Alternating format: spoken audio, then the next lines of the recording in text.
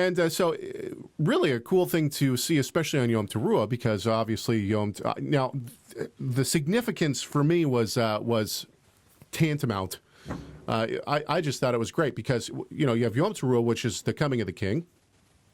The shofar blast will sound, the king comes for his bride, right? And then, of course, we have the sign of circumcision, which, in my mind, and what I think the scriptures teach, is that circumcision is actually showing that the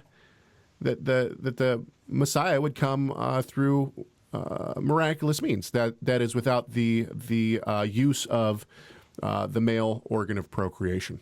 And so we cut it away to show that the Messiah would essentially be divine, right? That he would be deity, that he would be Emmanuel, God with us. Which is exactly, and that's inseparable from, as Paul unpacks this in Romans 4, inseparable from the Abrahamic covenant of righteousness by faith. Yeah, exactly. Righteousness by faith, and built on righteousness by faith, the promise of Isaac, right?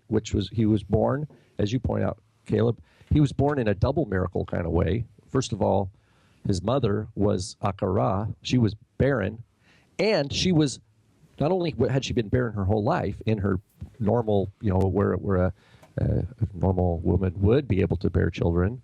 I'm just using more normal, meaning normal birth-bearing years. But she was well beyond the menopause age. Yes, so exactly. It was like a double thing against. That's why they laughed, right? When he laughed, it says he laughed, Yitzchak, and that's his name. So the name is the laughter, Yitzchak, the child born of a miracle to one who was basically dead. It's like life from the dead. So Isaac, Yitzchak, he laughs. This is the fact of resurrection. The fact of the resurrection, that when it came time for that other critical part of the lesson for us is in Genesis 22, which also has the imagery of the ram and the horn caught in the thicket. But that the Lord said, look, I'm going to, it says Nisa, he tested, but it's not tested to tempt, to try to get Abraham to sin, but to demonstrate that Abraham was building his whole life, his whole conception of what is real and what is valuable was based on emunah and trust in God, and to demonstrate that he also feared God above all, was that he was not going to choose, now that the flesh side had been satisfied. Wow, now I have an heir. Now I have someone to pass on my material wealth, and I can be assured of material longevity of my offspring.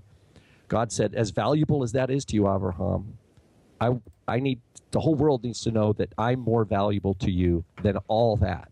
And that's what the Akedah is about. And Paul tells us that this was like a belief in resurrection. Because by faith, Abraham already knew that God is true. He had shown himself true time and again, and he knew. And he was already part of the covenant. And he was already part of the covenant before that, In Isaac your seed shall be called. He already had that promise. So he's like, okay, well, I'm going to do whatever Elohim tells me to do, because he's already promised that through Isaac my seeds be called. And that means if he has to resurrect him from the dead, then that's what he'll do. Yeah, so be it. Yeah, exactly. So I just thought it was really cool that you have the fall festivals, which are the coming of the king, the Yom Kippur, which is the making righteous, making the atonement for the elect, and then of course Sukkot, which is the living or dwelling with the king, the Messiah Yeshua himself.